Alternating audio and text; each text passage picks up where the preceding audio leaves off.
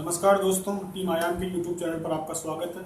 Indian geography में हम भौतिक प्रदेश पढ़ रहे थे और भौतिक प्रदेशों में हमने पश्चिमी घाट और पूर्वी घाट को हमें आज के लेक्चर में पढ़ना है। हम भौतिक प्रदेश में अब तक क्या पढ़े, हमने देखा कि पठारी प्रदेश होता, प्रायद्वीपीय पठारी प्रदेशों को हम पढ़ रहे थे। इसमें आज के लेक्चर में अपन पढ़ेंगे पश्चिमी घाट और पूर्वी घाट के बारे में। तो पश्चिमी घाट और पूर्वी घाट आज हम पढ़ेंगे, इनके बारे में सामान्य जानकारियां अपन इस लेक्चर में देखेंगे। तो सबसे पहले मैं आपको मानचित्र के साथ बता देता हूँ किस तरह से आपको पूर्वी घाट और पश्चिमी घाट को समझना। पश्चिम दिशा की ओर ये जो इलाका है, पश्चिम दिशा की ओर ये जो क्षेत्र होगा इसे कहेंगे पश्चिमी घाट, और ये जो क्षेत्र होगा इसे कहेंगे पूर्वी घाट।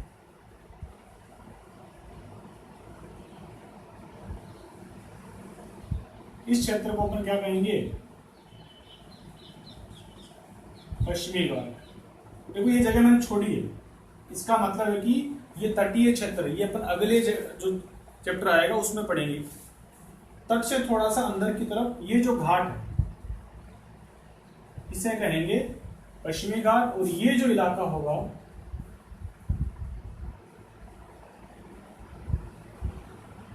और ये मिल जाता है, यहाँ नीलगिरी की पहाड़ियां ऐसे मिला देती है एक दूसरे से। और आपको मोटे रूप से ऐसे याद करना है, ये जो घाट है इसे अपन कहेंगे पूर्वी घाट। पठारी प्रदेश है दोनों ही, ठीक है, पठार के क्षेत्र हैं, ना पठार है ना पहाड़ है, भ्रंश बने हुए। इनको क्या हुआ कि जब ये वाला भाग अफ्रीका प्लेट से टूट करके इधर खिसका तो यहाँ से अलग होने के निशान अपने को मिलते हैं। अफ्रीका प्लेट से टूट करके जब भारतीय प्लेट अलग हुई, ये वाला हिस्सा वही हिस्सा, तो ना तो हमको पठारी लगता है ना पहाड़ी लगता है, पर पठारी प्रदेश के अंदर इसको अपन पढ़ते हैं। पश्चिमी घाट मतलब पश्चिम दिशा की ओर ये जो इलाका है ये पठारी प्रदेश अपने को पश्चिमी घाट, और ये वाला बताना है पूर्वी घाट। पहले अपन पढ़ेंगे पश्चिमी घाट पे। पश्चिमी घाट का क्षेत्र अपन पढ़ेंगे, हेडिंग लगाइए पश्चिमी घाट। घाट का मतलब पठारी समझिए। घाट का मतलब क्या समझेंगे, घाट का मतलब पठार ही मानना है। पश्चिमी घाट मतलब पश्चिम दिशा का इलाका। विस्तार कहां से होगा, कहां से कहां तक फैला हुआ है, सूरत से कन्याकुमारी तक। पहला विस्तार आपको क्या याद करना है, अगर शहरों के नाम में बताऊं तो सूरत से कन्याकुमारी तक आपको इसका विस्तार मानना है। लंबाई कितनी है, लंबाई बताते हैं कि 1600 किलोमीटर। ये चीजें आपको एग्जाम में नहीं पूछी जाएगी कि लंबाई बताओ कितनी है, ऐसा नहीं पूछा जाएगा। ये तो अपने को ऐसे लिखना होता है, याद हो तो लिख दो, नहीं है तो कोई जरूरी नहीं, ठीक है। तो लंबाई कितनी है, 1600 किलोमीटर। ऊंचाई कितनी, 1200 मीटर, ठीक है। ये ऐसे ही अपने को साधारण जानकारियां रखनी है। विस्तार सूरत से कन्याकुमारी मतलब ये पूरा यहां से लेकर के कन्याकुमारी तक ये पूरा क्षेत्र पश्चिमी घाट कहलाता है। इसका अन्य नाम क्या है, सह्याद्री। अन्य नाम क्या है, सह्याद्री। उत्तर वाले क्षेत्र को ज्यादा कहा जाता है, ये वाला जो पार्ट है ना इसको सह्याद्री कहा जाता है। अन्य नाम क्या याद रखोगे पश्चिमी घाट का, सह्याद्री। विस्तार हमने देखा सूरत से कन्याकुमारी तक, लंबाई 1600 किलोमीटर और ऊंचाई 1200 मीटर की ऊंचाई। ये इसके बारे में जानकारी हमने साधारण तौर पे ली। इसके आगे और फैक्चुअल आपको याद रखना है, इसका उत्तरी विस्तार, पश्चिमी घाट का उत्तरी विस्तार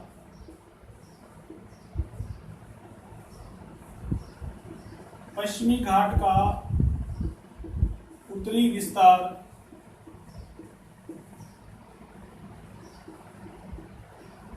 सौराष्ट्र की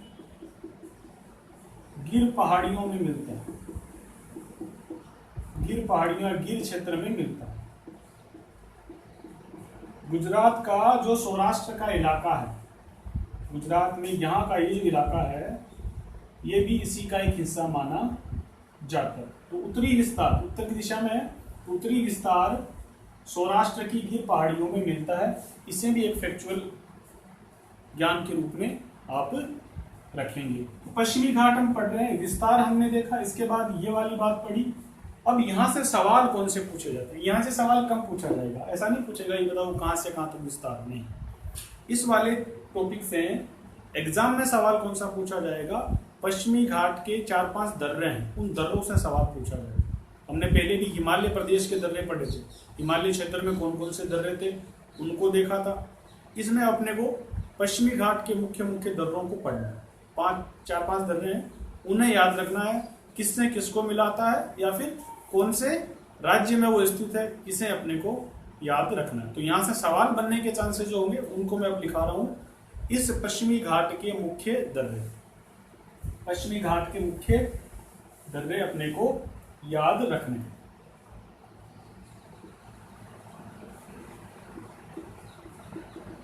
पश्चिमी घाट के मुख्य दर्रे, बालघाट दर्रा, बालघाट दर्रा। पहली बात कहाँ है? पहला आपको क्या याद करना है? उस दर्रे का राज्य याद करना है। वो दर्रा मुख्य रूप से किस राज्य में है? तो बालघाट दर्रा महाराष्ट्र में। किससे किसको जोड़ता है? मुंबई से नासिक को जोड़ता है। मुंबई से नासिक जाने वाले रास्ते पर ये मिलता है। तो यहां पर अगर मैं कहूं कि यहां मुंबई है, ठीक है, यहां बना लेते हैं, यहां मुंबई है, मुंबई से नासिक जाने वाले रास्ते पर इनके बीच में जो ये कहलाएगा बालघाट दर्रा। मुंबई टू नासिक याद रखेंगे। बालघाट दर्रा कहां पर है? महाराष्ट्र में है। मुंबई से नासिक जाने वाले रास्ते पर मिले। अगला है थालघाट दर्रा।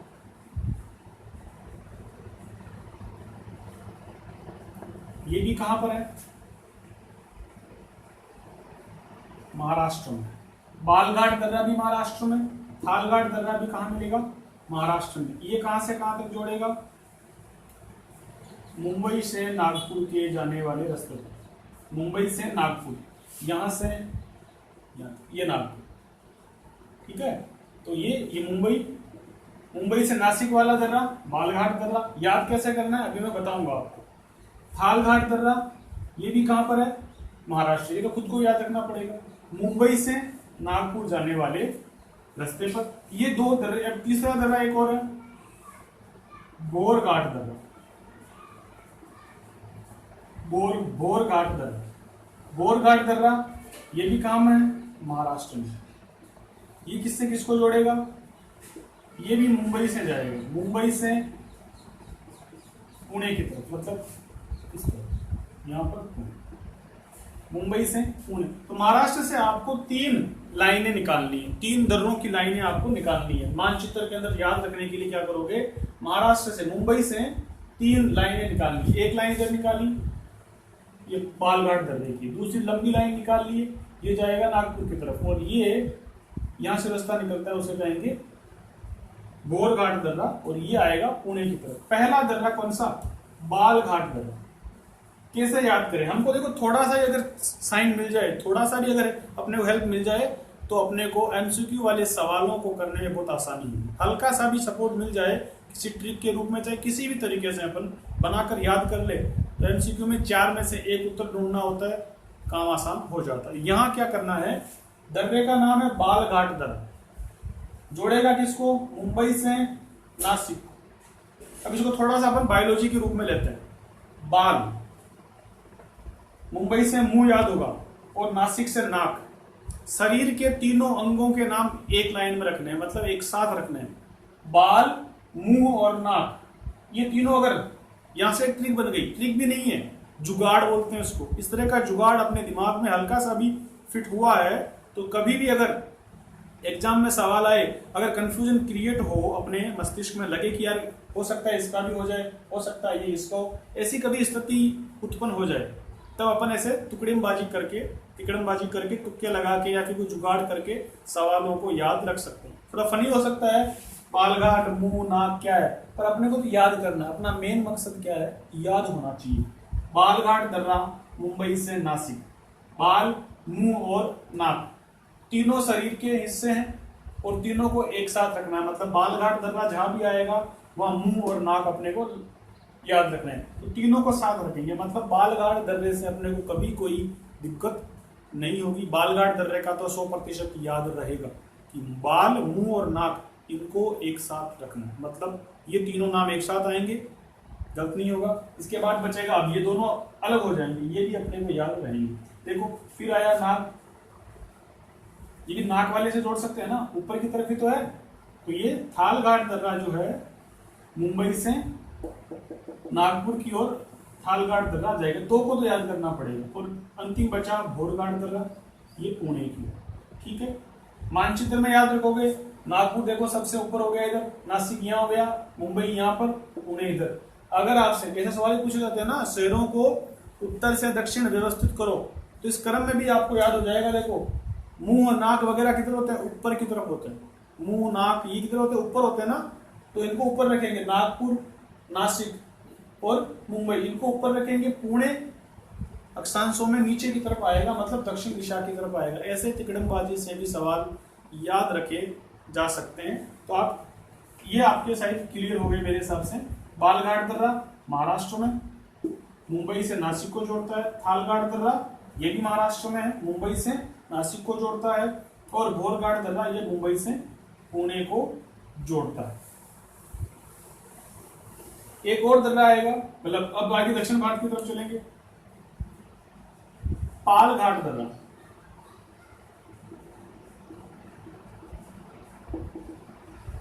पालघाट दर्रा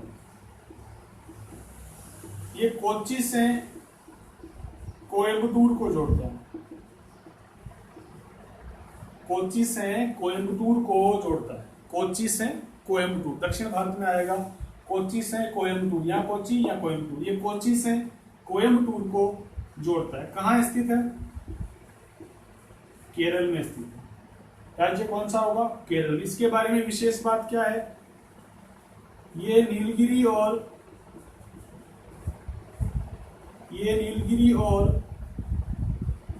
अन्नामलाई की पहाड़ियों को, यह नीलगिरी और अन्नामलाई की पहाड़ियों को पृथक करता है। कौन सा दर्रा? पालघाट का दर्रा। देखो बालघाट, थालघाट, पालघाट समान आवृत्ति वाले, समान ध्वनि वाले दर्रे हैं, तो यह थोड़ा सा अपने को सतर्क होकर चलना है। बालघाट का मामला क्लियर हुआ, अब थालघाट और पालघाट में अपने को थोड़ा ध्यान रखना है। पालघाट का दर्रा कोच्चि से कोयम्बटूर को, दक्षिण भारत में आएगा, केरल में है। इसकी विशेषता क्या होगी? नीलगिरी और अन्नामलाई की पहाड़ियों को पृथक करता है। मतलब ये दर्रा जहां से गुजरेगा, इसके इस तरफ तो होगी नीलगिरी की पहाड़ियां और इस तरफ कौन सी होगी? अन्नामलाई की पहाड़ियां। आगे लिखाऊंगा मैं इन चीजों को, ये भी थोड़ा सा अपन इसको हल्का सा याद रखेंगे। तो नीलगिरी और अन्नामलाई की पहाड़ियों को अलग करने वाला दर्रा कौन सा? पालघाट का दर्रा। इसके बाद शिनकोट दर्रा।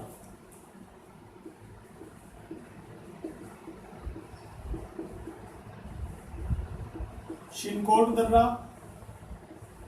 ये आपको कहां मिलेगा? ये त्रिवेंद्रम से, त्रिवेंद्रम टू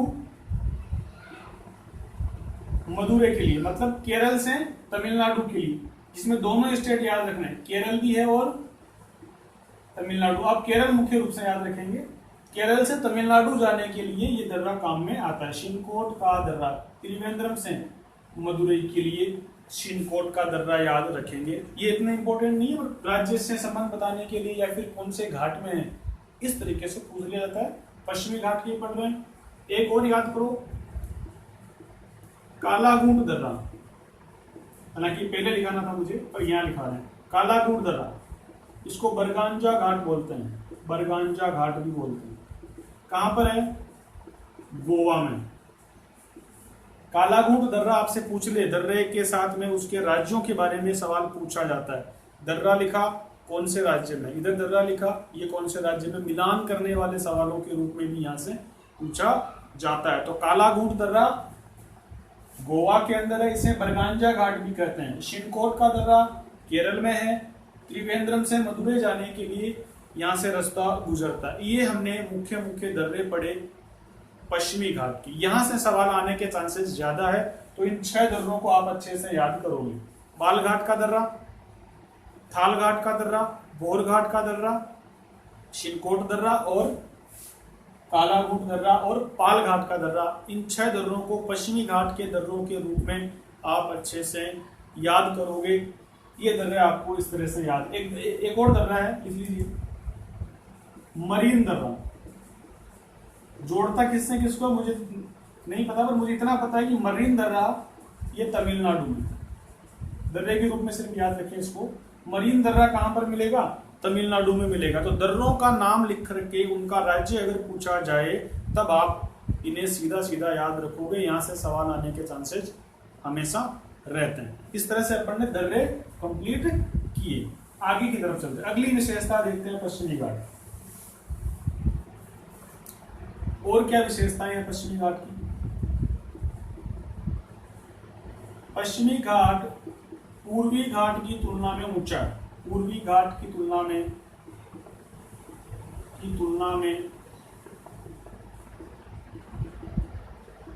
अधिक ऊंचा है। ये सत्य असत्य वाले कथनों के लिए लिखा रहा हूं। एग्जाम में आपको कथन दिए हुए होते हैं और पूछा जाता है कि निम्नलिखित में से कौन सा कथन सत्य है, कौन सा कथन असत्य है, ऐसे सवाल बनते हैं। उनके लिए भी हमें कथनों को समझना पड़ता है और उन्हें याद रखना पड़ता है। तो पश्चिमी घाट जो है ये ज्यादा ऊंचा है पूर्वी घाट की तुलना में, अपेक्षाकृत पश्चिमी घाट अधिक ऊंचा है तुलना में पूर्वी घाट की। इसे भी आप याद रखो। ये तो सिंपल सा कथन है, याद रहेगा। पश्चिमी घाट का ढाल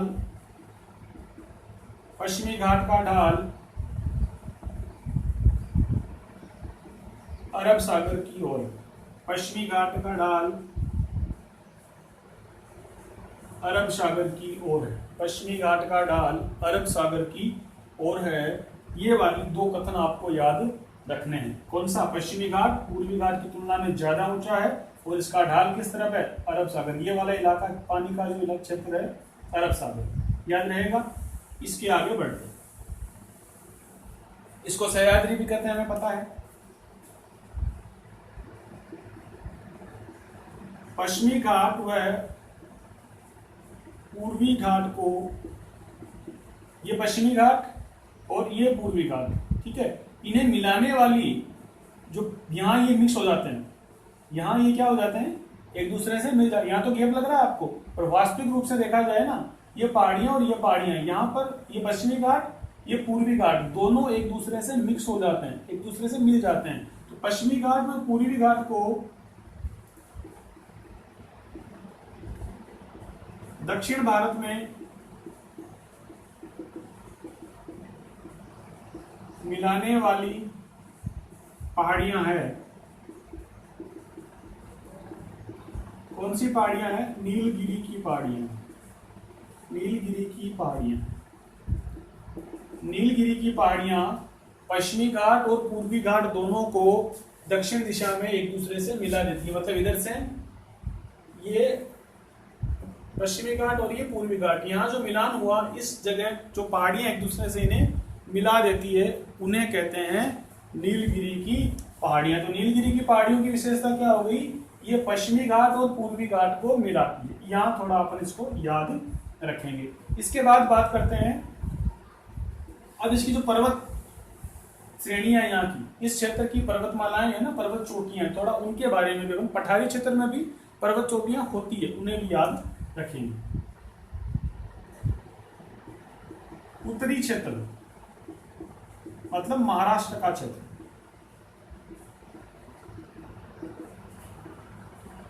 की पर्वत चोटी, ये वाला जो इलाका है ना, इस इलाके में जो पर्वत चोटियां हैं उनसे भी सवाल पूछे जाते हैं। कलसुबाई और महाबलेश्वर याद रखो। कलसुबाई और महाबलेश्वर, ये 2 पर्वत चोटियां कहाँ की होगी? आपको एमएच मतलब महाराष्ट्र से याद करनी है। और पश्चिमी घाट की चोटियां याद ही है, सीधी सी बात है। किस क्षेत्र की है? पश्चिमी घाट के उत्तरी क्षेत्र की है, महाराष्ट्र वाले क्षेत्र की पर्वत चोटियां हैं। कलसुबाई और महाबलेश्वर याद रखेंगे। कलसुबाई और महाबलेश्वर महाराष्ट्र के क्षेत्र की पर्वत चोटियां और पश्चिमी घाट का हिस्सा है। ये इतना अपने को याद करना है। अब वापस चलते हैं अपन दक्षिण भारत में, मतलब यहाँ पर इस तरफ क्या होगा?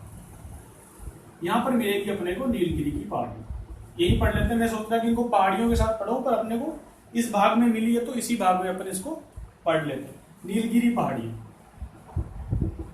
पहली विशेषता आपको याद हुई।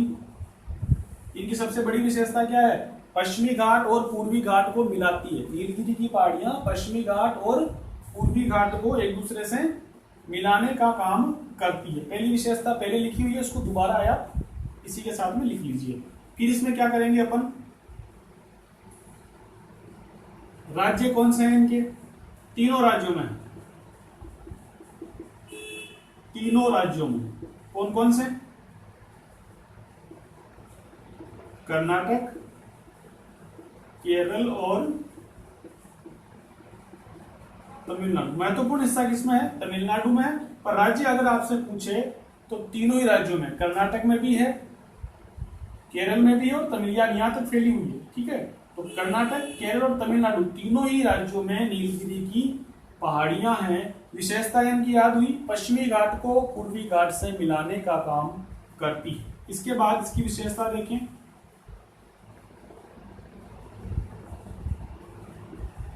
प्रति हेक्टेयर चाय उत्पादन सर्वाधिक। अगर आपसे पूछ ले प्रति हेक्टेयर चाय का उत्पादन किन पहाड़ियों पर सबसे अधिक होता है, नीलगिरी की पहाड़ियां याद रखेंगे। हालांकि वैसे आसाम है, आसाम वाले क्षेत्र में चाय का उत्पादन काफी अच्छा होता है, परंतु प्रति हेक्टेयर एक विशेष क्षेत्र में प्रति हेक्टेयर लगाकर पूछ ले तब याद रखना है प्रति हेक्टेयर उत्पादन कहां पर है? नीलगिरी की पहाड़ियों में सर्वाधिक। ठीक है, अगली विशेषता, चंदन व सागवान वृक्षों के लिए प्रसिद्ध, वृक्षों की अधिकता। चंदन और सागवान के वनों के लिए प्रसिद्ध है नीलगिरी की पहाड़ियां। पूछा जाता है इनसे, नीलगिरी की पहाड़ियों को अच्छे से याद रखेंगे।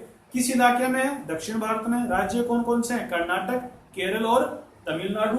विशेषता क्या है इनकी, क्या काम करती है? पश्चिमी घाट और पूर्वी घाट दोनों को मिलाने का काम करती है। यहाँ पर उत्पादन किसका होता है? प्रति हेक्टेयर चाय उत्पादन सबसे अधिक है।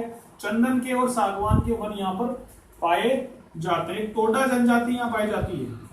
लोग जो पाए जाते हैं ना, उनमें जनजातियों के सवाल ही पूछे जाते हैं। पढ़ेंगे अपन आगे जो चैप्टर आएगा, यहाँ अपने को टोडा जनजाति के बारे में याद करना है। टोडा जनजाति नीलगिरी की पहाड़ियों पर पाई जाती है और केरल राज्य में पाई जाती है। केरल में ज्यादा पाई जाती है, तो केरल के क्षेत्र में टोडा जनजाति नीलगिरी की पहाड़ियों पर पाई जाती है। चंदन के वन है, सागवान के वन यहाँ पर पाए जाते हैं। आगे पढ़ते हैं नीलगिरी की पहाड़ियों के बारे में।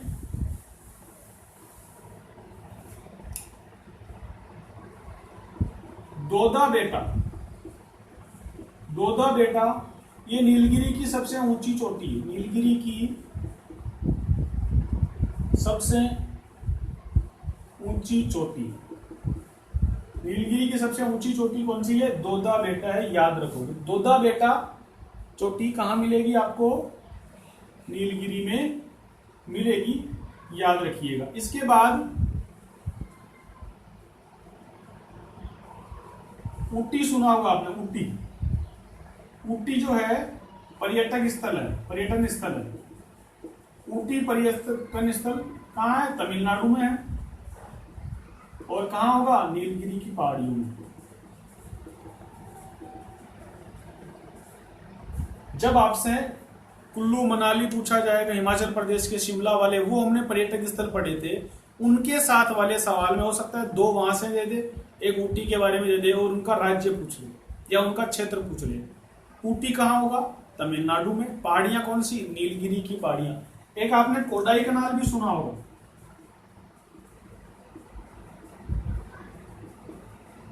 कोडाई कनाल पर्यटक स्थल भी किधर है?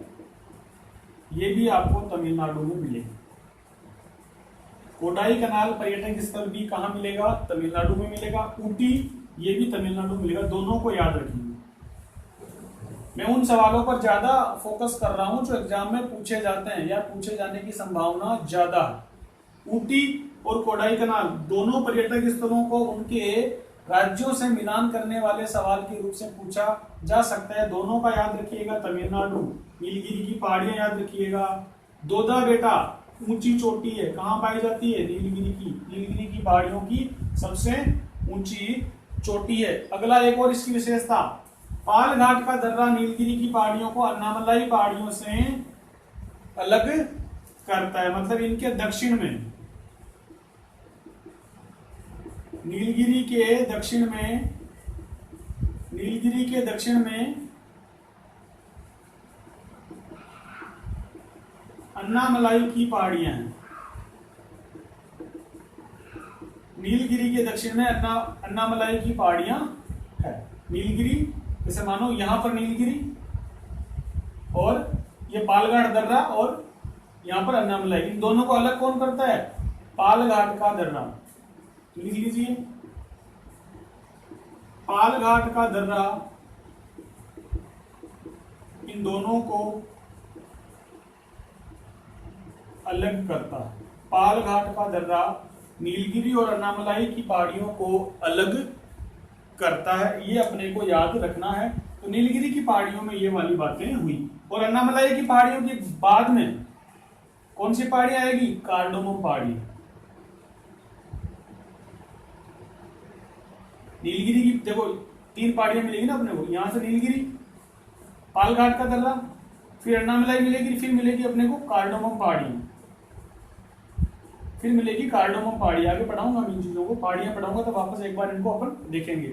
नीलगिरी, अन्नामलाई और इसके अन्नामलाई के भी दक्षिण में मिलेगी कार्डोमम पहाड़ियां। जो अपने शिनकोट का दर्रा पढ़ा ना, शिनकोट का दर्रा इन कार्डोमम पहाड़ियों से गुजरता है, इतना अपने को याद रखना है। तो हमने नीलगिरी की पहाड़ियां देखी, अब देखते हैं अन्नामलाई वाली पहाड़ी।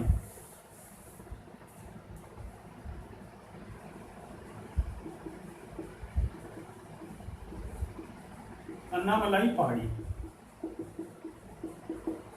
पहाड़ियां हैं, मैं इनको पठार के साथ में अटैच करके पढ़ा रहा हूं, साधारण जानकारी अपन यहां से टॉपिक के साथ में इसलिए पढ़ लेते हैं। अन्नामलाई पहाड़ियां, इनकी विशेषता क्या हो जाएगी? नीलगिरी के दक्षिण में, कहां मिलेगी? नीलगिरी के दक्षिण में। और अगली जानकारी जो करनी है, सबसे ऊंची चोटी,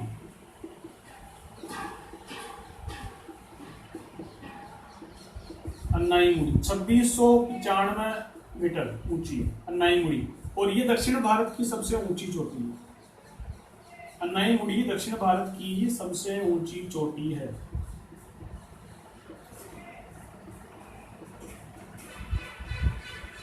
अन्नाई मुड़ी दक्षिण भारत की सबसे ऊंची चोटी है, इसमें आप याद रखेंगे। तो अन्नामलाई की पहाड़ियां नीलगिरी के दक्षिण में, यहाँ की एक सबसे ऊंची चोटी है अन्नाई मुड़ी, इतनी जानकारी याद रखेंगे। इलाका कौन सा? तमिलनाडु का याद रखना। इस तरह से अपन ने, और इसके बाद में अन्नाई मुड़ी के अन्नामलाई के बाद में आपको मिलेगी कार्डोमम पहाड़ियां, इलायची पहाड़ियां, उनको पहाड़ियों वाले चैप्टर में अपन वहां पर क्लियर करेंगे। अब अगला मैं करता हूं पूर्वी घाट। अब देखते हैं अपन पूर्वी घाट। तो सिंपल सी बात है, ये वाला क्षेत्र पूर्वी घाट का मतलब ये वाला क्षेत्र। पहली विशेषता क्या करना है? पश्चिमी घाट की तुलना में कम ऊंचा। पहला इस विशेषता क्या बनेगी? पश्चिमी घाट की तुलना में, वापस रिपीट हो रहा ना ये वाला, तो पश्चिमी घाट की तुलना में कम ऊंचा, हमको ऑलरेडी पता है। मतलब कितना? 600 मीटर ऊंचा रहता है। वो कितना था? 1200 मीटर ऊंचा।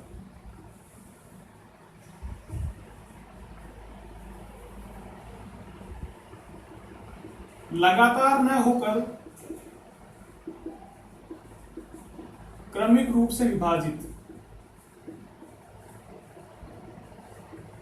ये वाला जो पूर्वी घाट का हिस्सा है ना, ये पश्चिमी घाट की तरह लगातार नहीं है, मतलब बीच में कटा हुआ है, जगह जगह पर इसमें कटा हुआ है। कारण क्या है कटने का? ये वाला जो हिस्सा है ना, ये बीच बीच में कैसा है? कटा हुआ है। कारण क्या है? नदियों के द्वारा।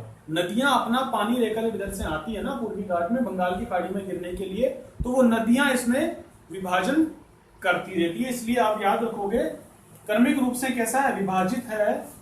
कारण क्या है? नदियों के कारण। क्या याद रखोगे? पूर्वी घाट जो है वो पश्चिमी घाट की तरह क्रमिक नहीं है, मतलब लगातार बना हुआ नहीं है, बीच बीच में नदियों के द्वारा इसमें कटाव बनाया गया है। तो ये विशेषता इसकी याद रखनी है।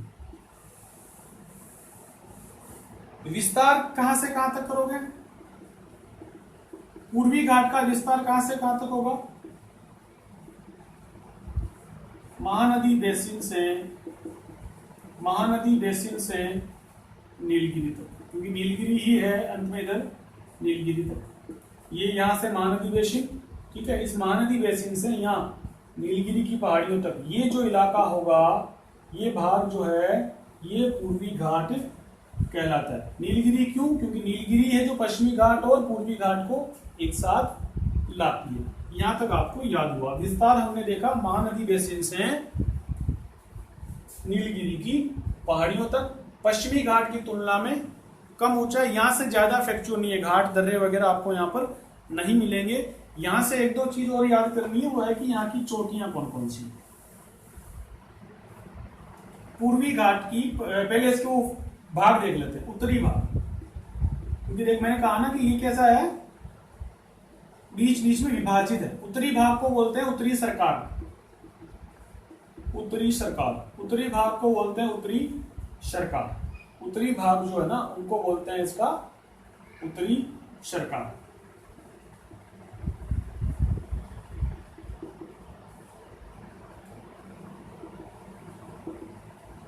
आंध्र पहाड़ियां बोलते हैं इसको। बीच का जो भाग है ना, मध्य भाग, उसको बोलते हैं आंध्र पहाड़ियां या आंध्र का क्षेत्र। और दक्षिणी भाग ये तमिलनाडु पहाड़ियां कहा जाता है। तो इसके तीन भाग, कोई बड़ी बात नहीं है, आसान है। बीच का भाग ये वाला आंध्र भाग, ये वाला भाग उत्तरी सरकार, बीच का भाग आंध्र भाग, और ये वाला भाग तमिलनाडु का भाग कहलाता है। तमिलनाडु की पहाड़ियों के रूप में इसको कहा जाता है। यहाँ की जो पहाड़ियां होगी वो भी अपन उनको पहाड़ियों के साथ पढ़ेंगे, अच्छा रहेगा, ठीक है। मैं पूछता हूँ यहाँ की चोटियां कौन कौन सी हैं, इस इलाके की पर्वत चोटियां।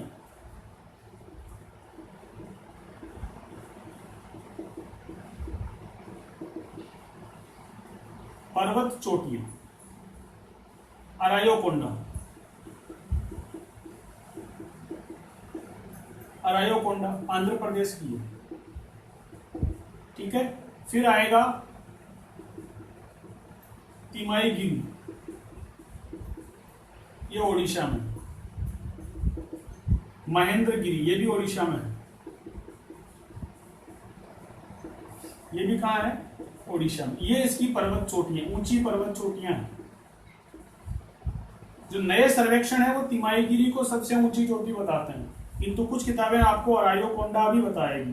तो यहाँ ज्यादा कंफ्यूजन नहीं रखना, सभी को याद रखो। एमसीक्यू आएगा उससे वो इतना बड़ा कंफ्यूजन क्रिएट शायद नहीं करेगा। दुआ करो ईश्वर से कि वो यहाँ से आपको गलती ना करवाए। नए वाले सर्वेक्षण बताते हैं कि ओडिशा है, जबकि कुछ किताबें हैं जो पुरानी चलती है वो अभी भी अरायोकोंडा को सबसे ऊंची चोटी बताती है। और आपको तीनों ही याद रखो, और सबसे अच्छा है कि उनका राज्य साथ में याद रखो।